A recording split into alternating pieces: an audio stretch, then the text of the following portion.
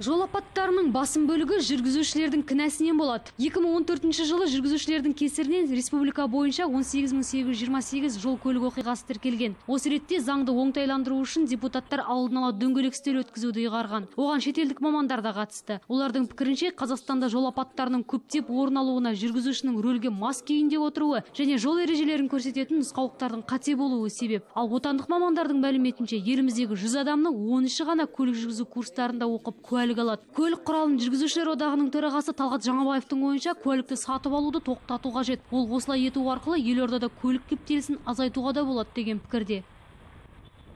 Была сразу нарушена проблема проектирования. Астанадағы көлік кептелісінің басты себебі о баста жолды жобалау кезінде қателік жасалған. Жол тар, қаланы жоспарлауға жапондық сәулетшілерді шақырудың қажеті жоқ еді. Содан соң Астанада көліктерге арналған көпірлер, бірінің үстінен бірін өткізетін жол өтпесі жоқ. Онсыз көлік кептелісі ешқашан шешілмейді.